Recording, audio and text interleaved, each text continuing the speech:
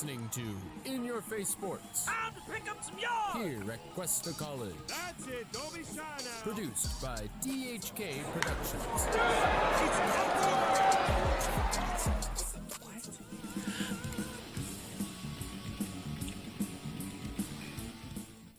Hello and welcome. My name is Alex Katona. And I'm Avery Diaz, and you're watching In Your Face Sports here on KGUR Cuesta College Radio. Coming back from an exciting Week 10, let's talk about those 49ers in our first quarter headline. You want to start?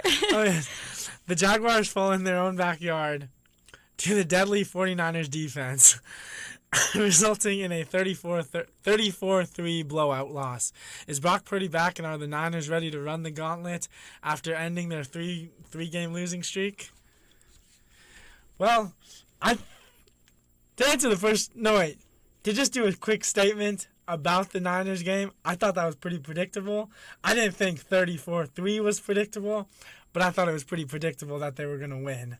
Like, the what's his name? Trent Williams is coming back. I think Devo's coming back. They're doing a whole bunch of change. The bye week happened.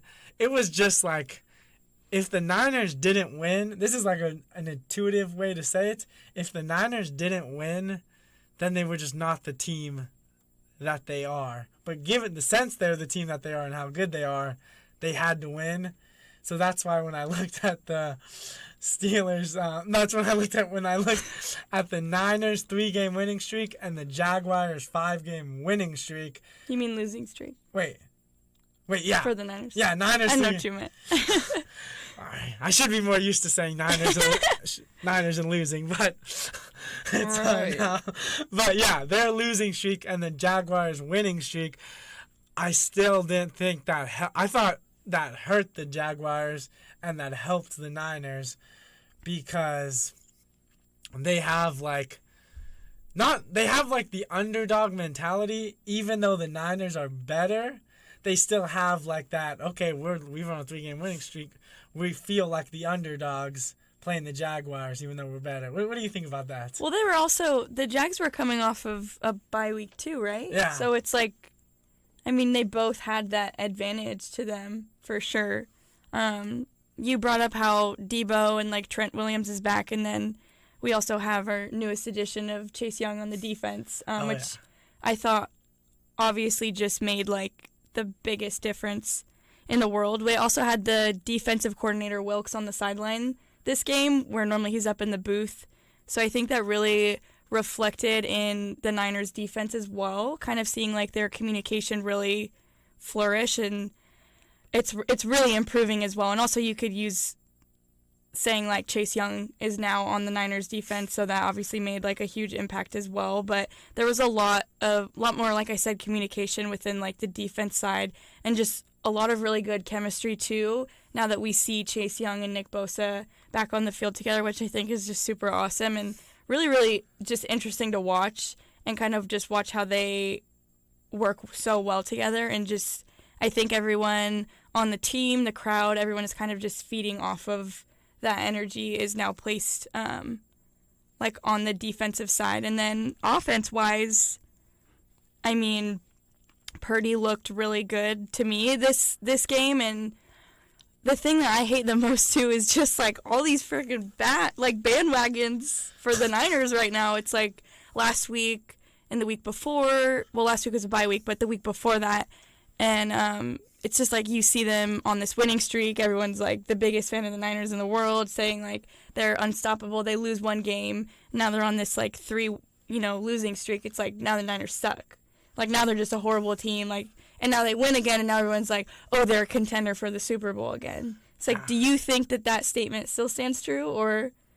Well, I remember when we talked about, like, in the beginning, you were one of those people who are like, the Niners are, as much as you hated to say it, were, like, unstoppable. Well, and, like, they were going to be, a Super Bowl contender, no doubt about it. I mean, that was without... Purdy didn't throw any interceptions. His touchdown numbers were crazy. And I actually do want to agree with the bandwagon statement. Obviously I go to work and I trash talk the Niners as much as I can. And then during their 3-game losing streak, I was going off, obviously. I was having a blast. But I told like some people, I was like, yeah, Brock Purdy sucks. I mean, I don't even fully believe all the stuff I say against the Niners, especially like in the trash talking situations. Yeah. I just say it to say it. And then obviously we watch football, but here's what I'm thinking, like, here's what I want to say, is like there are some Niners fans, like maybe not specifically Niners fans, but like some football people, like football fans that like, okay, we're from the Bay Area, we're Niners, my favorite team. I don't watch that much Niners game, whatever. So then they say like, oh yeah, during the 3-game losing streak, like, oh yeah, Brock Purdy sucks. I don't know. They were having a talk about what backup quarterback is like. Oh my gosh, if we had a veteran quarterback, we'd be unstoppable. And I'm like, what the heck are you saying? Yeah. I mean, I'm a Niners hater, and literally what you're saying is pure intellectual garbage. Like, and then Brock Purdy probably goes off. I think 3 touchdowns, nearly 300 yards, obviously no picks. And then I haven't fully talked about it because I didn't want to talk about the Niners with the people on Wood Stocks after I knew they were just going to hype them up after one win. But like now they're probably thinking, oh my gosh, we're going back to the Super Bowl. Right. Brock Purdy's the future NFL of the entire Mahomes league. But yeah, it's so... I need the Niners fans, not just specifically Niners fans, there's some other bandwagoning teams, but I need them to watch the games, and I need them to just stay with to pick a belief and say, okay, do you like Brock Purdy? Do you not like Brock Purdy? If he goes on another losing streak, are you going to like him? Yeah. Or if he goes on a winning streak, are you going to support him the same way you supported him in his 3-game losing streak? And that needs to be done, because it's annoying. Yeah, and it's annoying for me too, and I think I don't think, Purdy's like MVP or anything like that. I don't doubt his ability though either. I think he really needed this win though, in particular, just like for confidence wise. He looked a lot more comfortable this game too. And I mean, you just see like all the players that are on the Niners too. It's like they have someone for everything. Like you have certain teams that have like a good quarterback or they have a good running back. Like the Niners and it's just a fact, It's a God squad. They're stacked. And I didn't even watch the Niners game live because I was at work, but I remember going back and I didn't even realize that the Jags had no touchdowns. Like the defense withheld them for only 3 points. Like that, I couldn't even believe that. And then Trevor Lawrence threw 2 interceptions, 2 fumbles, and he got 5 sacks. Like, if those stats don't show you how well that the defense played as well this past game, then like I don't really know what does. And I was kind of like going over some of the plays too and watching some shows, and I don't even remember what announcer it was, but he was saying how Purdy didn't throw any, like he played well, but he didn't throw any dangerous passes or nothing that was like crazy. But I mean, you look at that touchdown pass that he had to Kittle. I don't even know how many yards it was, but like 60-something. that was crazy. Like that was crazy, And to say that like Purdy didn't have any risky plays or things like that, I feel like that's what makes Purdy kind of stand out. Is he does make those risky plays that a lot of other quarterbacks might not do, and sometimes yes, like it will backfire on him. But this game in particular, it really showed like his ability to stay calm and read the plays and be able to make those difficult passes that a lot of other quarterbacks can't. And I mean, even not to even compare these two because I feel like I can't even compare them, but it's like even with like Jimmy G, a past quarterback for the Niners, it's like his footwork is like he has happy feet. Like he's always like he can't stand still and make those plays, whereas like you see this like young quarterback coming out where he can stay calm and make those plays with accuracy as well, which I think that pass was just like in particular that touchdown pass to Kittle was just absolutely beautiful. Like it was a beautiful game to watch. It was a good game.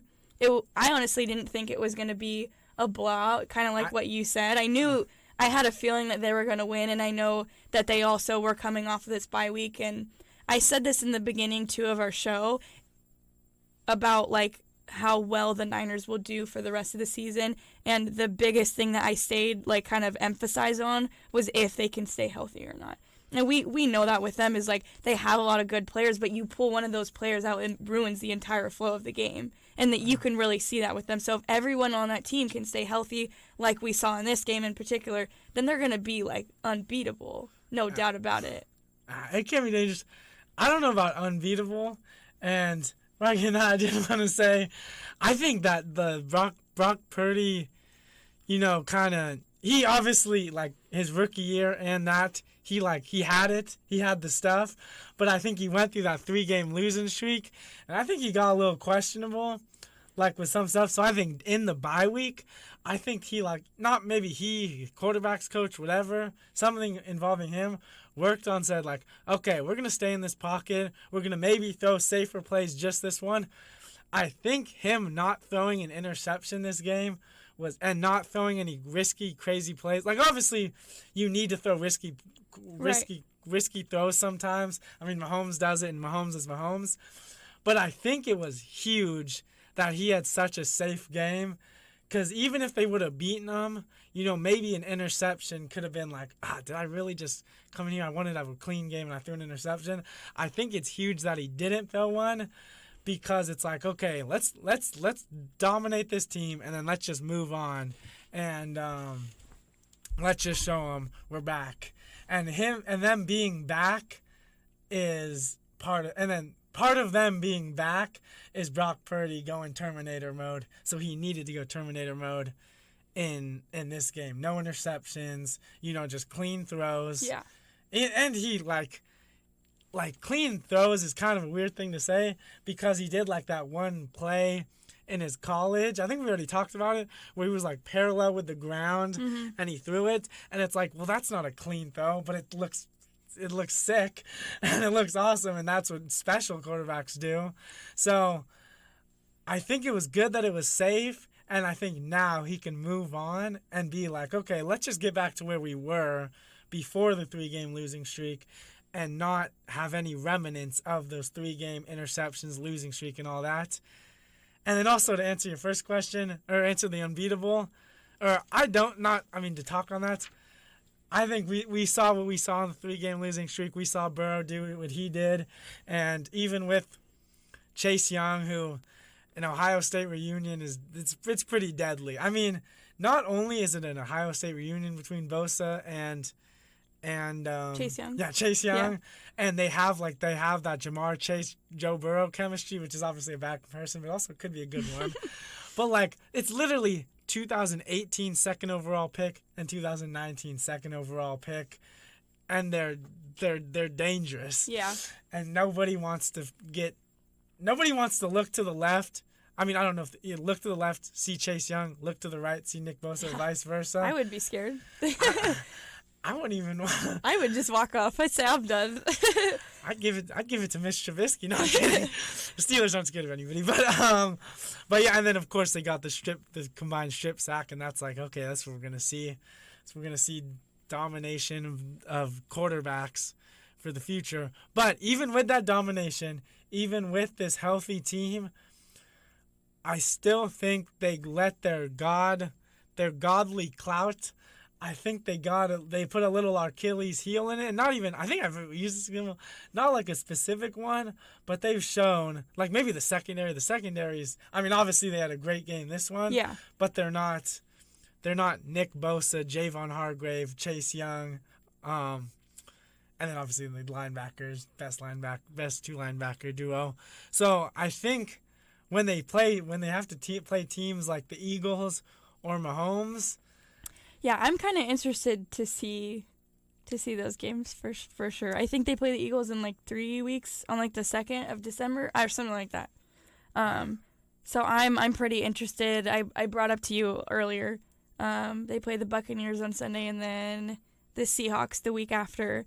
So I think these next couple of games are not something to be too concerned about as whether or not the possibility of them being able to win it. I don't think it's that much of a concern. I think if they stay healthy and play the way that they did play this game, I think that they can win both of these games. But I am very interested to see them play against the Eagles, also considering that they lost to them in the playoffs last year. So that I'm very excited to look forward to. And then who did the Eagles play this?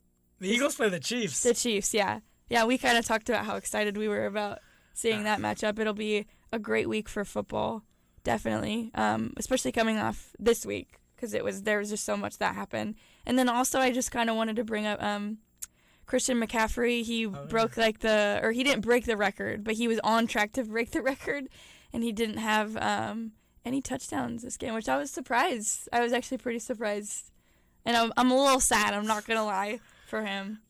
I actually just put that in the notes. You know, Najee Harris got a touchdown on Sunday, but it's not all running backs can get touchdowns on last Sunday. Yeah, it's just the good kind. They interviewed him too, and he was like, "I just suck," which is not true. But I do like it. Does make me a little bit sad that he didn't get a touchdown this game at all. But would that have been the breaking? Yeah, run? he would have broke it because I think he was tied recently the past game he had. Oh yeah, they were tied, and then the bye week, yeah. So if he was to get a touchdown this game, he would have broke it. It's like, oh man, all right. Should have. I know. I was gonna say should have stayed in Carolina, but that made no sense. But it's fine. Not Najee Harris and Jalen Warren both got a touchdown. It's fine. Well, actually, okay. Let me end this by saying the Jaguars actually do have a great rushing defense. Their rushing defense is a lot better than their passing defense, obviously. I mean, they let Brock Purdy run through them, and then... Oh wait, that was a bad word. Bad use of words. They let they let Brock Purdy destroy him through the air, thrash him through the air. But they do have a good running defense, rush defense. So I think it actually Christian McCaffrey is Christian McCaffrey, but it does make sense. A lot of the game, I know we have to go into the next one, but a lot of the game makes sense.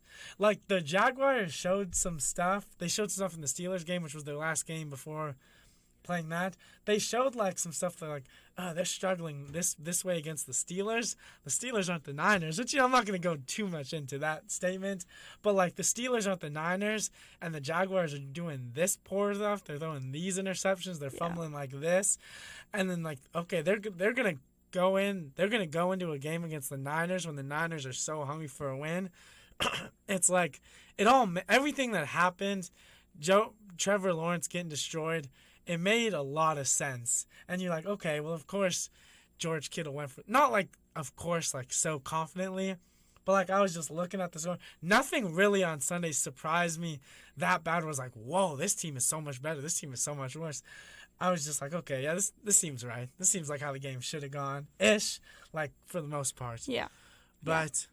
All right, I think that could be the end for All right, yeah, we've hit the end of our first quarter, and that takes us to Las Vegas for the second quarter headline for Week 10 of the NFL.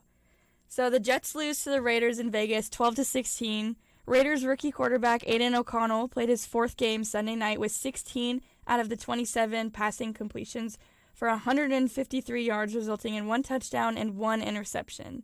Did the Raiders win against a bad 4-5 team, or is Aiden O'Connell and the rest of the Raiders a force to be feared? Well, I don't think they're a force to be feared. Neither do I, so glad we can agree on that. But we won't trash on the Raiders so much. Yeah, and I'll always root for the Raiders too. As a Niners fan, I will always root. I don't think the Raiders would root for the Niners, but That's fair. I think their fans would say otherwise. But I like the Raiders, and I always wish them the best, but they're definitely not a force to be feared right now. I mean, the Jets, I don't know. It's cool. The Raiders, they have their 2-0 with the new head coach. Yeah. I think that's a start in the right direction too, for sure. That's it's kind of, and what's it called?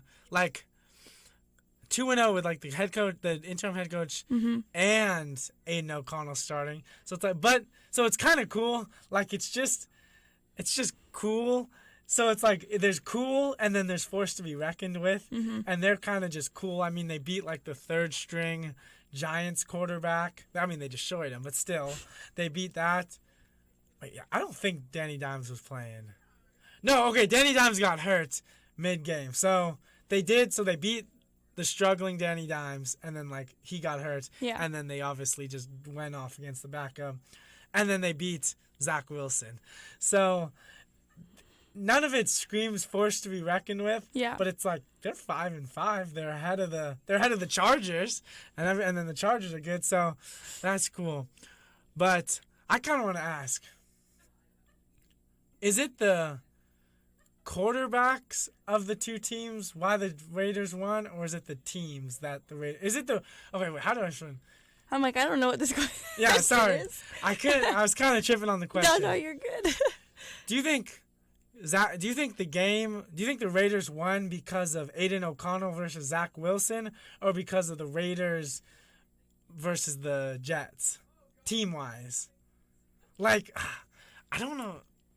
Like, I think I kind of get what you're trying to say. I'm trying to squeeze like two questions into one, and it's kind of hard.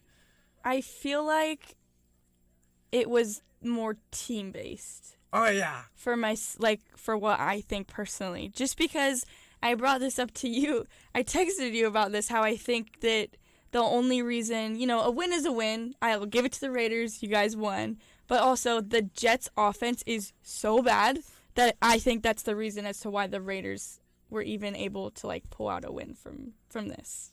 Personally, that's what I think. So I think it was more of like a team-based thing. And honestly, the Jets' defense is not that bad. And I think it sucks too because like it's an offensive game. Like, if your offense is really like crappy, then it's going to obviously take a hit to your team. So I think it's just really unfortunate because the Jets' defense isn't that bad and they have to suffer because the offense is just so horrible. I mean, yeah, the Jets' defense have potential to be the best defense in the league. Sauce Gardner. I love Sauce Gardner. I like Joey Porter Jr., but I wish the Steelers had Sauce Gardner. But, yeah, I think here's was a funny, like a classic moment. Like I was watching this, I was like, oh, classic. And I was watching the highlights of the game, and it went, and then, it like shows the highlights chronologically, and it showed Zach Wilson at like the beginning. It was like 2 minutes into the second quarter, and it showed Zach Wilson on 3rd and 7 run all the way in the end zone. Like he ran like 30. It was like on his own 27 or something. 3rd and 7 on his own on the Raiders 27, and he ran 27 yards into the end zone, and it literally I think I heard I didn't see that, but I remember people were talking about that. Yeah. And it was great. It was like it wasn't ended up being a touchdown, but it was like still it was great. But then the next highlight that it like skipped to was them kicking a field goal, and I was like, what the F happened? I mean, even if it didn't even look fully like a touchdown. I mean, it looked like one of those things where he probably barely stepped out of bounds. But, like, he didn't step out of bounds. He stepped out of bounds in the, not the red zone, like, the 10, in first and goal. Like, after he stepped out of bounds, it was 1st and goal. So meaning it was at least 10 yards close to the end zone. I was seeing the name. And then it's like, why a field goal? Why? I mean, you're not going against an elite defense. The Raiders are something. They have Max Crosby. We're going to talk about a defense play. But if you're not going to get a touchdown after that, if you're going to convert 3rd and 7 and you're not going to get a touchdown, like, you're going to lose. And it's not only that one time. They did it. There was multiple times where it's like, oh my, Zach Wilson made like he made great runs. He had a couple like great escapes, and he had some like that crazy like Mahomes sidearm no-look throw. And then it's like, well, why does this matter? Didn't do anything. They didn't get in the end zone. They didn't do anything offensively that mattered. They weren't opportunistic on offense. I mean, they had highlights and they had lowlights, such as like the one horrible fumble. I mean, they actually picked it up, like the Jets picked up their own fumble, but still, the fumble was like horrible, and it's like it's kind of sad, and I guess it all makes sense because it's like, well, they got Aaron Rodgers and they don't have Aaron Rodgers, so like nothing should be too surprising. Yeah. But it still is a little sad. And I'm not really rooting for the Jets because... I'm not either, but it still does make me sad too, for sure. Yeah, because Zach Wilson, like, he's like, he can pull off highlights. Do you remember his throw in college in, like, his pro day where he, like, launched... He was, like, off platform or something, and he, like, launched it in his pro day when people were watching. Do you remember that? I don't... I don't think so, no. Okay, but it became a meme because it's like Oh, this throw. I did. Yeah. Yeah, this throw. Now that you said meme, I'm like, I've definitely seen it before. Yeah, it's like this throw got this man because like in terms of the meme, Right. a second overall pick, and it's like, that's just a funny joke, but the throw is good, and he can make good throws. He can make throws like that. He can make great throws in the game. He can make great runs in the game. Mm-hmm. But just when it comes down to it, he can't do what it takes. He doesn't have the ability to do what it takes. And that's one of the main reasons why I think they lost. And then before we do move on to the half, I want to mention this too. I have in my notes 17, and the reason I have those is Garrett Wilson and Devontae Adams, because they went off and they were one of the most fun parts of watching the game, watching the highlights. Mm-hmm. I mean, numbers weren't extraordinary. I think it was like 93 yards for Garrett Wilson, 86 for Devontae Adams, but they made some sick catches. Yeah. They made some cool like catch after run, run after catch, run after catch, and it was like, despite what the two offenses have, those are like top tier players, and you always have that. It's a little bit of reassurance, and it's cool reassurance because you're like, who cares about a Jets Raiders game? They both suck. Excuse my team. Excuse the hatred. Yeah, and the Raiders, I think the Raiders play the Dolphins this week, and then the Chiefs next week. I'm like, oh man, that's going to be really unfortunate. I know we have to wrap this up for the half, but I do want to just bring up too that how close that last play was for the Jets when Zach Wilson threw that Hail Mary throw. It was elite. That's okay. That was good that you. Yeah. I watched it and I was like, is this a bad quarterback? Are we watching a bad quarterback? Because it's like that mixed running, like pocket escape with throwing. It looked like I was watching an athletic Tom Brady. And then he just messes up. I know. I was like, dude, that game was like at the very end, having me on the edge of my seat. I was like, oh my god. I was frustrated, and I'm not even a Jets fan. Like, O'Connell's touchdown was pretty sick too. But yeah, there were some great throws, and there was also some this is ugly. Yeah. But yeah, all right. And that will conclude the first half of In Your Face Sports. Join us after the 10-minute halftime music show as we continue to break down Week 10 of the NFL and talk about what everybody's most excited for, the Steelers. Oh, man. You're listening to In Your Face Sports. Damn, there was more stuff I Here wanted at to talk Cuesta about. College. That's it. The- Yes, but it's okay. Produced by THK Productions. I didn't realize it. And you're listening to KGUR Cuesta College Radio. This is the In Your Face Sports halftime show, brought to you by In Your Face Sports here at Cuesta College. Our first track of the halftime show is going to be Metallica's Enter the Sandman. This is for all of you just falling asleep in class and wish you had something to wake you up. And once again, this is Metallica's Enter the Sandman here on KGUR.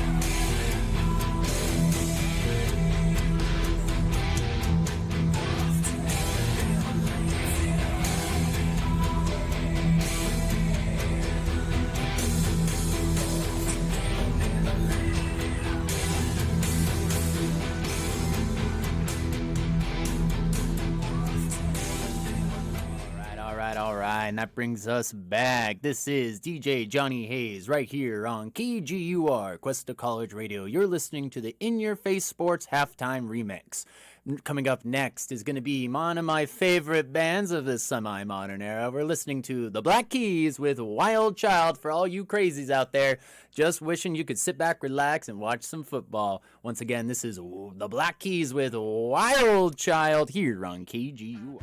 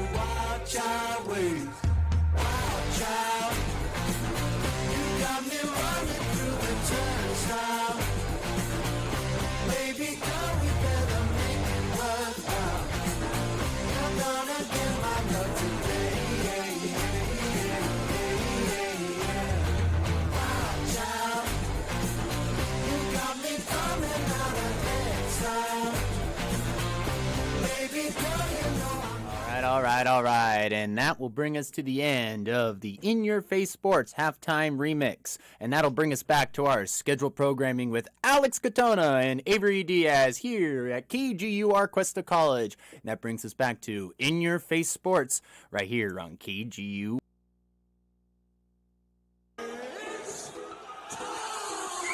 You're listening to In Your Face Sports Time to pick up some yards. here at Cuesta College. That's it. Don't be shy now. Produced by DHK Productions.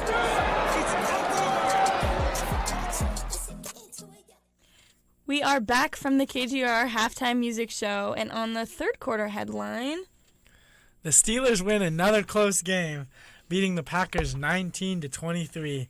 An exciting one-score game that ended in a bench brawl between the two teams. Will the 6-3 Steelers continue to have their winning streak, or we're not going to read this. We're not going to read the rest of it. It is silly, but one of you talk about it first, just to hear your opinions. I'm going to actually read the last part. No, we don't need to read the last part. It's blasphemy. It says, will the 6-3 Steelers continue their winning streak, or should Kenny Pickett be scared of his upcoming game against the Browns in Week 11? So I just wanted to say that so everybody knows what we're talking about. I know that would have been really hard for you to say. So. Well, I mean, it's hard to say because it's, excuse my language, but it's stupid. I mean, yeah, I can say some bad words sometimes, but, you know, the Steelers, sorry, that headline, that question gets me a little flustered, a little mad, because first of all, just like Packers and just like Aaron Rodgers and the Bears, Kenny Pickett so far owns the Browns, and he's only played them twice, but still, he came in as a rookie, beat them 28-14. Deshaun beat Deshaun 28-14. And then this year, week 2, came in Monday night, beat him again. You know, Browns have this great defense. Well, we don't give an F about the Browns defense. Kenny Pickett's not scared of anybody, and he's going to sling it to all his people all game. I feel like a lot of people have a lot of concerns about Kenny Pickett. Well, and you seem to just not have a single worry in the world about him. Okay, I have some worries. Okay. So then I asked, going against the Browns defense, what concerns do you have for Kenny Pickett in specific? Not as a team as a whole, but just Kenny Pickett as a quarterback. Okay. So, yeah, maybe just specifically around Kenny Pickett, not even specifically against the Browns defense, who are a great defense, but in general, I do have some concerns. I mean, obviously, I'm going to try to hype up Kenny Pickett as much as possible. Right. And I feel That's fair. Yeah, it's the duty as a Brown. I can't believe I almost said that. It's my duty as a Steelers fan. But it's also, you have to be factual. You have to be, not non-biased. Whatever. So we all know there's biases here. It's okay. So the Steelers converted their first 3 third downs. Touchdown, field goal, 17 points. Mm-hmm. And it's like, that's great. They needed the 17 points is their magic mark of the games they win. But then it's like, what happens after that? It's 6 straight third downs that they missed. So it's like punt. They weren't all 3 and outs. Obviously, they got some first downs on first and second down. But still... So it's kind of hard because, even specifically against the Packers, I feel like you didn't miss that many throws. I didn't even think there was times where, some of them were runs. Some runs got stuffed, which is okay. I mean, they're going against Rashawn Gary. So it's for the Packers games in specific, it's kind of harder to pull out specific reasons that Kenny Pickett was unable to get those first downs when needed. I mean, these first downs are huge. You can't go 0 for 6. You can't go 3 for 9 on field goals on third downs on your first 9 things. And I think the main concern with Kenny Pickett is the middle stretch of what's the word? Of not doing it, mundaneness. I don't know if that's the right word, but comes in, opening drive touchdown, field. It's oh my gosh, we're going off on defense. And then the entire middle of the game, it's nothing. I mean, it's punting, it's nothing good. And then not only is it not good for the Steelers, but it's good for the other team because he lets the other team come back. Not he specifically, but since we're talking about Kenny Pickett, he is one of the reasons why the other team can come back because he doesn't hold on to the ball and he doesn't move the ball down the field in the middle of the game. Yeah. And then he comes back at the end. And obviously this is Kenny Pickett. It's the definition of Kenny Pickett to come back in the fourth quarter. And in this case, he didn't even need to come back. I think he was leading. They were leading. But that game was so back and forth though. Yeah. Okay. Yeah. It was pretty back and forth at the end. I guess he didn't need that final drive or second to last drive to get a touchdown or anything because they were already winning by that second drive. But he comes back in the end, and even in these last 2 games, it's been great. I did want to mention this. These last 2 games, both opening drive touchdowns by Najee. I mean, doesn't matter if that's specifically Najee, but it's still cool to start the game, especially after their earlier struggles. Early struggles in the game with inability to score. It's still nice now, which could be great because it's okay, you're going from not scoring to you're going from only scoring in the fourth quarter to scoring in the first and fourth quarter. So it's it's better. Yeah, I mean, they're definitely improving. Yeah. I know that when we first started the show, I think I brought up a lot of the Steelers' inconsistency and it made you very heated. So, do I think they're still a little inconsistent? Yes, but I do think that they're improving in a lot of ways when the weeks progress. I think their offense looked really great in this game as well. My concerns that I have with Kenny Pickett is his ability, the ball can be rushed. I think that's one of the Steelers, I guess, one of the things that they're the best at is like rushing the ball. I just think that he needs to clean up on his passing in specific. But that's like what I worry about going into next week too against the Browns and like their defense and not being able to throw the ball as accurately. Sometimes. Yeah. I mean, not all the time. I'll give you that. But like sometimes I feel like that's probably his more weak spot than other things. Yeah, and sometimes he can overthrow. Like, I think he's worked on it. Yeah. So that's why it's harder to talk about now than like against the Titans. The Titans was really not good. Like he overthrew. George Pickens ended with -1 yards. Not this game, but the game before. So like, it showed kind of his I wouldn't say inability, but like his lack of ability to get. It's literally the same thing. Well, okay. I don't want to use negative lingo on Kenny Pickett, but with that negative stuff in the back burners, let's also talk. I mean, not that the Steelers have way more positive than they do negative, but I also want to bring up some other Kenny Pickett stuff, some other, not even specific Kenny Pickett Steelers stuff, but his last interception, I think he has 4 interceptions in total. I think it was 2 against the Niners, 1 against the Browns, and 1 against the Texans. And none this game. Yeah, none this game, none last game, none in the Jaguars. I know that's right. Let's give it a clap. But like, it's essential because it's the way Kenny Pickett wins games. Like, he can't give away the ball because he plays it so close. You play games so close. Yeah. And that's just what he does, and it's a negative thing. I mean, you want to see him. I wanted to see him win by at least 2 possessions against the Packers. Mm-hmm. And I think if they would have done a little bit better in the middle of the game, they could have done that because the middle of the game is where they let it get way closer than it should have been after being up by 10 points. But it's essential, but he's doing the essential steps to win. So he's not throwing interceptions. He's not turning the ball over. They're not turning the ball over. And on the other hand, they play those close games. Right. The Steelers' defense are getting takeaways. And not only are they like random takeaways, they're like, okay, maybe if this takeaway didn't happen, maybe we'd be thinking about a different game here. Mm. So like, it's a weird style of winning because like there's so much steps that need to happen. Like they needed to pick off Jordan Love at the end of the game. They needed to not throw any interceptions. But I also want to bring this up, and somebody I was gonna say it one way, but I was talking with my group chat at work, and they were spewing Steelers hate like it was water on a spit take.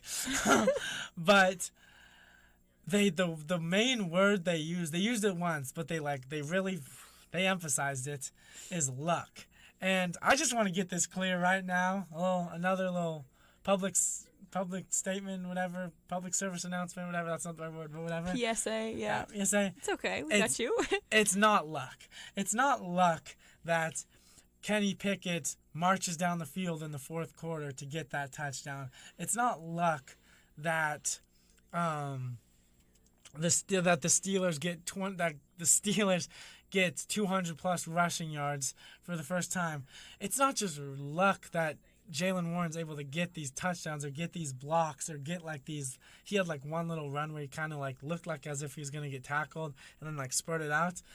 But it's like, it's weird. So kind of from a more outside perspective, what's your like take on this close winning that the Steelers do? Like what maybe not what you put it down to, but like how do you feel about it? And yeah.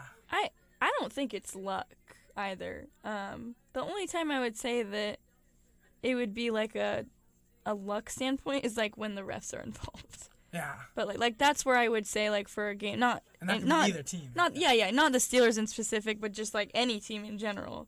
Is like that's the only time where luck would be like you just got lucky with a call. Yeah. You know what I mean? But I wouldn't say that the close games are considered to be something that's like lucky. You're low-key making me a Steelers fan, like, on the side. It's my sideline. Just because of you, I'll be, like, rooting for them to work. But, yeah, I don't think it's something that is, like, a luck or anything like that. There were 2 interceptions thrown by Love, and Pickett had none. And so I think that there definitely were some close calls with Pickett, and I think it's kind of funny that you bring up, like, the close call things, like how close everything is. Like, the game was close. Some of the passes were really close. And I don't really know why that always happens or, like, why that was the case. I mean, like I said, I wouldn't even consider it to be luck. I don't even really necessarily have an explanation for what it would even be, or if that's, like, if he does that on purpose. Like, I don't don't know. I mean, like... my heart can't take all this purposeful closeness because I know I would hate stressful. that's like that's what I'm saying is like how close it was and how back and forth the game was. I'm like, dang, I would have had a heart attack if I was you. It's stressful. I mean, the game literally, I wanted to bring this up. This was a cool point. The game literally ended the exact same way as the Titans game. I'll just give a quick breakdown. So, Steelers go ahead. They're in their last possession, second to last possession of the game. They don't go ahead, but they're ahead, second to last possession of the game. They try to get a first down, they don't. They punt it away. They call a timeout right as much as possible, and they punt it away. Then they're like, okay, Titans, Packers both march down the field. They march down the field needing a touchdown, not a field goal, they need a touchdown. The 2 young quarterbacks both march down the field, get into the red zone, and throw an interception to end the game. I mean, I didn't explain that great, and it's maybe if you watched it, if everyone watched, they'd understand. Yeah. But literally, the endings It's could be like, scripted. well, I keep saying that. Maybe it's not luck. It's scripted. I mean, I don't. If they better script all the games. We need to get a poll going for how many people think that the NFL is scripted or not, just so we can see. Because I'm curious. I want to see what everyone thinks about that. I mean, I don't love the script, but I also don't hate being 6-3 and second in the division second in the best division in the league. I would say AFC North. And just as a quick couple other points, it's always good to talk about the Steelers. Yeah, I gotta add some stuff on the Steelers, of course. So, fast start to time. I want to talk about a little bit about the rushing because we just went over this. Yeah. And then you talked about it too. Obviously, it's like their strong points. Yeah, for sure. And I'll ask about this. Is that maintainable? Like, not just their ability to rush, but is it maintainable to go in and week out and say, we're going to rush for 200 yards and we're going to win games rushing for 200 yards? I think to that extent, no. I think if you expect every single game for them to show out like that, then no, it's not maintainable. And since we're familiar with the Steelers being so inconsistent that it's hard for me to say that this is something that's like maintainable throughout the weeks. And like with every team, you're going to have a bad week and you're going to lose games. So there are going to be times where you're not going to be able to rush that every single week. And also it depends on how well the defense is of the opposing team. If you have an incredible defense, you're not going to be able to rush the ball that far, and so it's hard to say if it's maintainable for every week coming. And that's why I'm saying Kenny Pickett needs to improve on his passing abilities too and not so heavily relying on just rushing the ball. I think that's something really good to fall back on, and you have great rushers on your offense, but at the same time, it's like you gotta get that like passing record up more so that you can rely on both and have like both of those like things to rely on. I completely agree. That's how I wanted to. I kind of wanted to do that. He agrees with me. That's Steelers take. It's because you said you were a Steelers fan, so I can agree. Okay, yeah. So everything I say has credibility now. But it really does kind of all tie in together. Like when the rushing middle of the game, when the rushing's not going as planned and you're not getting those first downs, you do need to have that ability to say, okay, it's 3rd and 5, 3rd and 10. Rushing did not work this drive. Let's throw to George Pickens. Yeah. And let's get consistent first downs throwing to George Pickens. Mm-hmm. Like, I mean, I don't want to specifically say George Pickens, but I honestly do want to specifically say George Pickens, because he's like he's like a lethal weapon. I mean, he can be so good, and he can be part of that dynamic offense that the Steelers don't have. Mm-hmm. But if they were to have it, it would be Jalen Warren and Najee, going back and forth rushing, and then you're like, okay, maybe this isn't working. It's not going to work 100% of the time, right, like you said. So okay, we don't need that to work right now. We can throw it to Deontay. We can throw bombs. Maybe they're so focused on the run because we've been thrashing them in the run all day. Let's throw a bomb to George Pickens, and it's like when you get to that level, it's dangerous. Like it's dangerous makes them a dangerous team.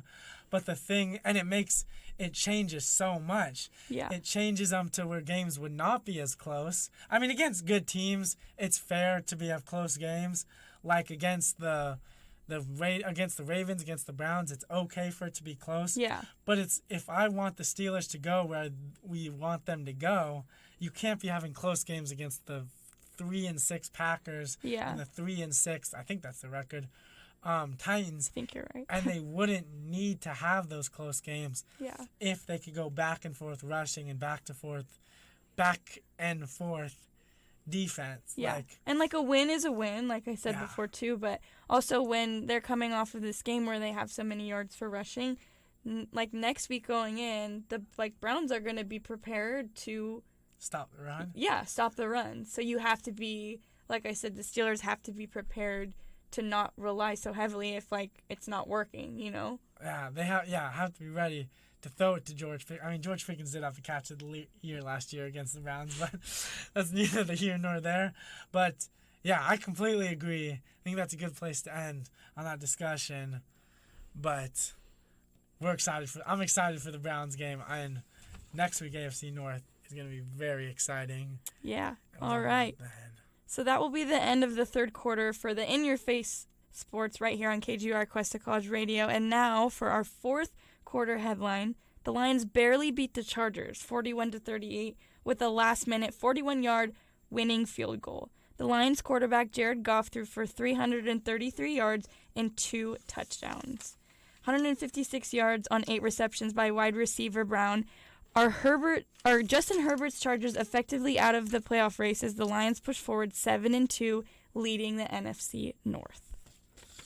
I mean, the Chargers, it's kind of sad, and it's kind of like classic Chargers, but they might honestly be approaching being out of the playoff race, and it's so weird to say because they got Herbert, who's top 4, top 3, top 5 quarterback, and he's not playing. He's playing great. He's literally playing so well. Yeah. And it's 4-5. What? Why? I mean, I'm not a Chargers fan, so I can't fully answer why. I can answer and say they're not doing the winning steps. Like I was saying earlier about Kenny Pickett, he's doing those winning steps. And, you shouldn't be able to compare Kenny Pickett and Herbert, but, you can compare their ability to win games and their ability to say, okay, we've been going back and forth all game. We've been keeping it close all game. Let's go win it here. Mm-hmm. And maybe that's not completely on Herbert, not even fully on Herbert. I don't think it is either. But yeah, it's the defense gives up 41 points, and they have. I really specifically wanted to mention this. This was the point I was one of the points I was most excited about talking about is, and I'll kind of ask you it too. So they have Joey Bosa, Khalil Mack, who has 9 sacks, Derwin James. They have that one number 26, the corner, Asante Samuel Jr., and it's those are all recognizable names, especially the first 3 I named, Bosa, Derwin James. Why are they giving up 41 points with those skilled players? Why do they have those skilled players and they're still giving up 41 points? I don't even know. It's I think it was a super close game too, and it was a high-scoring game as well. I honestly think, like, one of the reasons why was probably just because they were so tired. Because it was so back and forth. And, like, it didn't give the defense and the offense on both sides to have any rest in between. It was just, like, go, go, go, and now here's, like, this high-scoring, like, point game that was so close. But as to, like, why specifically they even let it get to that point where it would be so high-scoring is, like, I don't even know. And it makes me sad, too, for Herbert, too. It's like I almost, like, do you think he's a good fit for that team in specific? Or I think it's a little weird. Like, do you think it's him being on that team in specific that's, like, because he's amazing quarterback, you know what I mean? He's top tier. Like, so he's it's one of the like, do you best. think it's the team that he's on, or? I think it may be the team. I think it is the team's fault more Yeah, that they're losing. I agree. But I also want to say this too, is like, it's not a trashy team. I mean, George.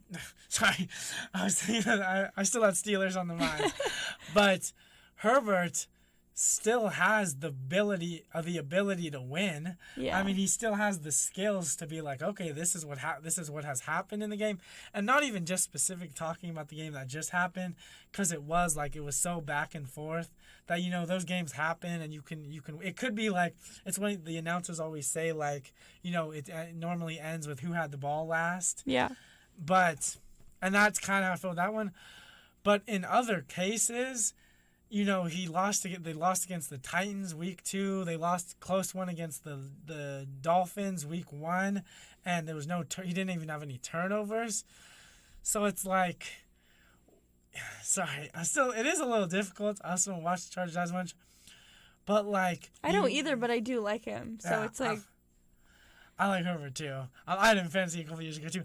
But at some point, you have to say, okay, let's just win this. Like, he has to do a Kenny Pickett, and the teams are they're so different that it is hard to compare it. yeah. But at some point, he has to say, okay, we've been going back and forth. And you're all home in. too. Yeah. The Steelers, I love this stat too. I think the Steelers have one less win in SoFi than the Chargers do. But what has to happen is Herbert has to realize, I can't rely on my defense. I know they're skilled, they're talented, but I can't rely on them. I can't maybe even rely too much on rushing, even though Eckler's a great quarterback. I think they're like 24th in rushing, in total rushing or something, which is obviously bottom of the barrel. So he has to realize he's skilled enough. He's skilled enough to do anything he wants in this league. Mm-hmm. He's skilled enough to make it and win to a Super Bowl. Him specifically, nothing to do with the Chargers, just him specifically. So he has to realize that this team, he is the team, and whether he likes it or not, he has to say, okay, we're going all the way to the end zone. If we need a 2-point conversion, we'll get a 2-point conversion. If we need to hold the ball for 10 minutes, we'll hold the ball for 10 minutes. And it sucks to say that, and it sucks to have such a talented team and need to do that. But I think that's the type of stuff that he needs to do. I mean, those were kind of extreme examples, such as like holding the ball for 10 minutes. But he needs to do those necessary steps and the end of game to win games, or else nothing's going to change, and they're going to lose. They're going to blow 27-0 leads to the Jaguars. They're not going to make the playoffs. That's like they made it last year, the year before that, and this year it's like not throwing it away. It's like a waste of talent, it feels like. Yeah. It should be a playoff team, and they're third in the division. Yeah. And I want to say a little bit of I feel like this is an unpopular opinion on these type of game and the Lions, and I want to see what you think about this. I don't think this is a game the Lions should be too proud of. And here's why I say that, is they gave up 38 points, and last year they were the 32nd ranked total. They were 32nd ranked in total defense, but their offense was amazing, and they gave up so many points, just like this game. And I realize it was back and forth, and those games happen. But I think if the Lions want to do anything, if they want to compete with the 49ers, if they want to compete with the Cowboys, Eagles, all that, any team that they're going to face in the playoffs, I don't think they can leave this game and be like, oh, cool, we won a back and forth. I think what they would rather see is maybe have scored 30 points instead of 41 and only give up 20-something points, or like 20 points, 21 points, maybe 3 touchdowns to the Chargers instead of giving up 38 points and just winning by 3. Like, I think this defensive, it was a horrible defensive game, like, technically. Yeah. I mean, they only had 1 interception on Herbert, and there's no, I don't think, any defensive touchdowns. I don't think so. So it was a horrible defensive game, and you see this great Lions win. I mean, you see the Lions win, you're like, whoa, that was a great win. But it's like, when are you gonna say giving up 38 points is a great win? Yeah. I agree and disagree in some ways, just because their offense played so well that I can say that they definitely could have walked away from that game and been like, here are the things that we should walk away with, and being like, that was a good win. But then at the same time, I do agree with you, because their defense didn't show out as much as it needs to. If, like you said, they're going to be playing some of these other teams that have like a way better defense, or just like a way better record than the Chargers have. Yeah. So I think that it'll be interesting in the coming weeks to see, but I do think that the offense of the Lions played really, really well this game, and it was also just like an entertaining game to watch, just because as much as those close games are really like just like it just like is exhilarating, you know. It's like an adrenaline rush when you're watching these games, and especially because it was so high scoring. It was just like, oh my gosh, like what's gonna happen? So it was a total of 533 yards, and they're ranking the first in single game rankings. They also have Montgomery back from his rib injury, so that also helped, I feel like, with them, because this was the Lions' first time being completely healthy, I think, since like the beginning of the season.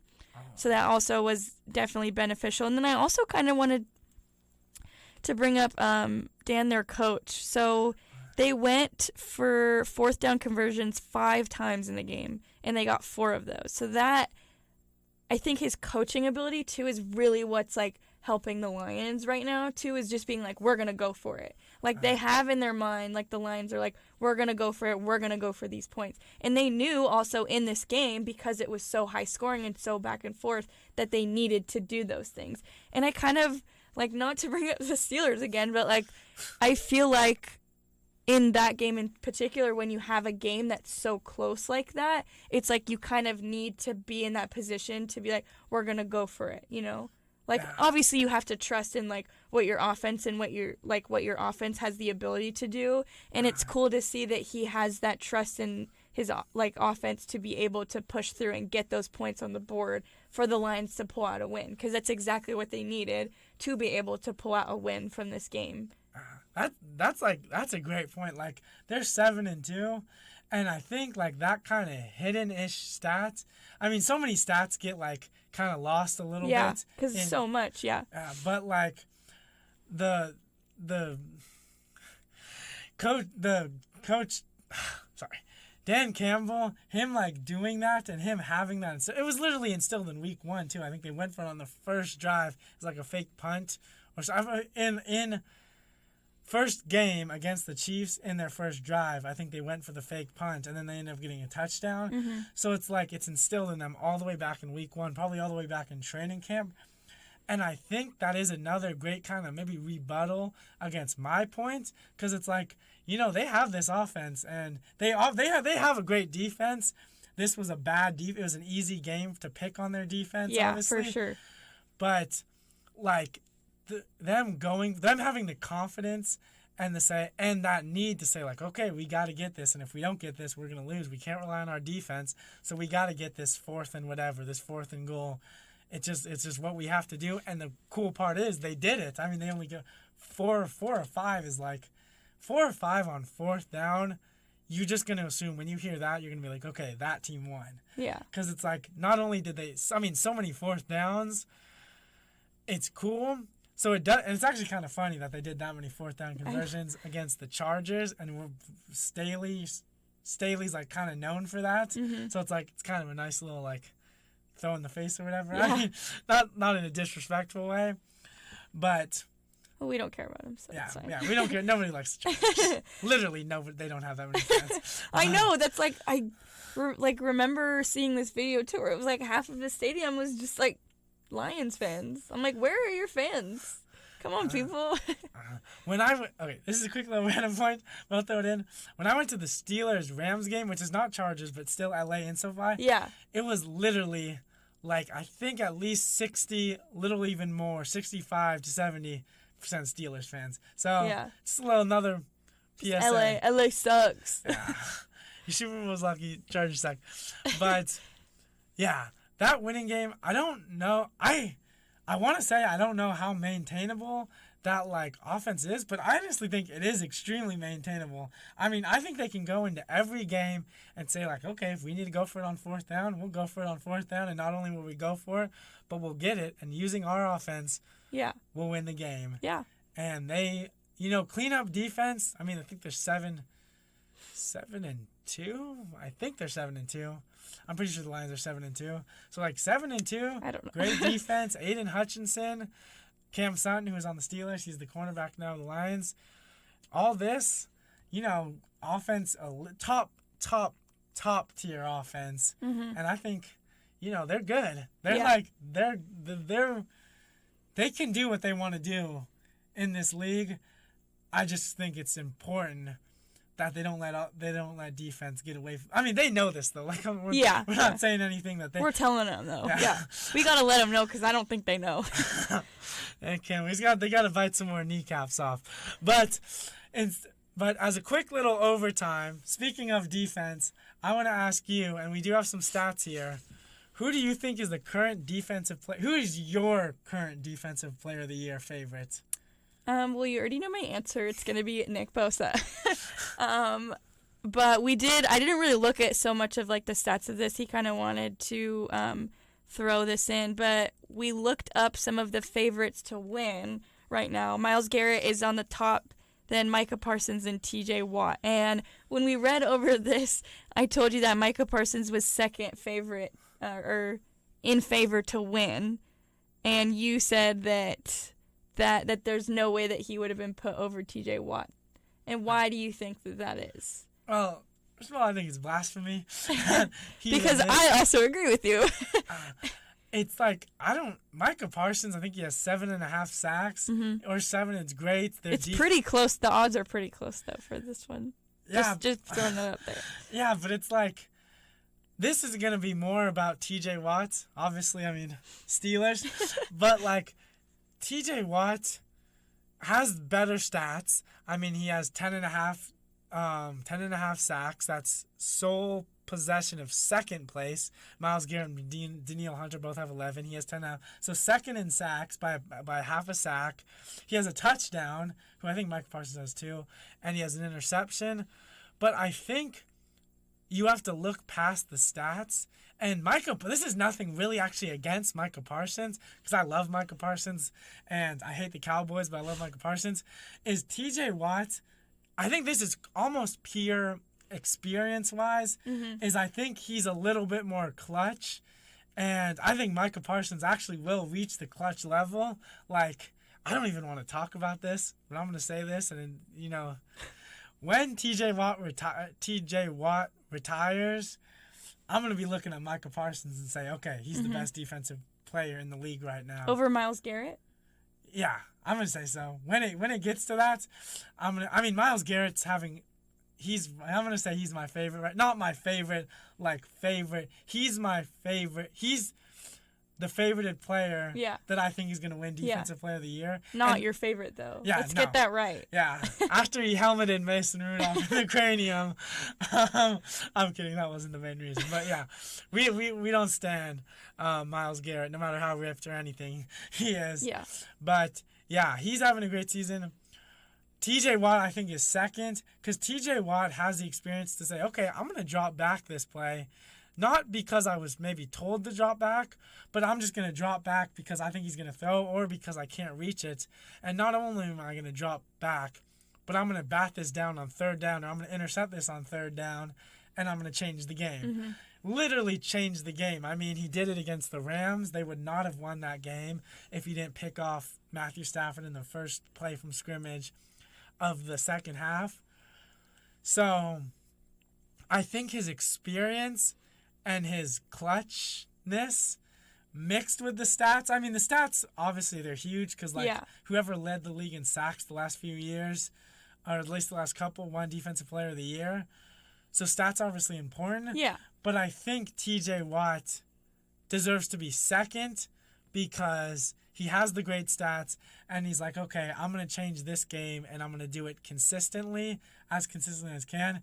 And then just as a quick little end, Myles Garrett is the best player on a top 3 defense. Mm-hmm. And mixed with the stats, I mean, he's disruptive. Literally in the notes, I have disruptive as heck. I didn't want to say it. So he's so disruptive, especially this season. And I think it's kind of like it's time. He's kind of due for a Defensive Player of the Year season. I mean, Nick Bosa got one. Aaron Donald gets his. I don't think Nick Bosa's going to win. Yeah, he's not. Yeah. I just wanted to say that because I love him, but I know in my heart that that's probably not going to happen. I feel like his little promotion is getting a little bit to his head, if I'm being honest. But I'm interested to see now that there's Chase Young, kind of how they benefit each other and build off of each other within the coming games. And I think maybe my opinion might change a little bit, even about Chase Young as well. But it's just too early for me to see if they're dynamic now, and because there's that duo now, that if that will change like the stats or how they play. That will be exciting because they got some stuff. But we don't want to end talking about Nick Bosa. So let's talk about, really quick, the Steelers play the Browns this week, which I think is perfect. It's perfect in so many ways, but just in our little overtime, it's Myles Garrett leading Defensive Player of the Year favorites, and in the popular opinion, it's TJ Watt second in that. So let's see how this game goes. Yeah. It's kind of like when two MVP favorites play. I mean, it is defensive MVP when they play against each other for the second time. Let's see who has the better game and who will have the better game in the Ultimate Division. Whoever have the better games in the Ultimate Division series. I mean, TJ Watt did get a touchdown in the first game. Game-winning touchdown, TJ Watt. But we'll see how they go this Sunday. And if Myles Garrett has a great game, I think I'll be preaching the same exact thing and say Myles Garrett deserves to win it. But it's an opportunity, and what I think will happen is TJ Watt will have the bigger game, maybe more clutch sacks, interception, maybe another touchdown. And next week we'll be saying he's the favorite. But that's all the time we have for today. You have been listening to In Your Face Sports at KGUR Quest College. Tune in next week for more In Your Face headlines as we cover Week 11 of the NFL of the 2023 NFL season. It's going to be an exciting one. You're listening to In Your Face Sports. Time to pick up some yards. Here at Cuesta College. That's it. Don't be shy now. Produced by DHK Productions. It's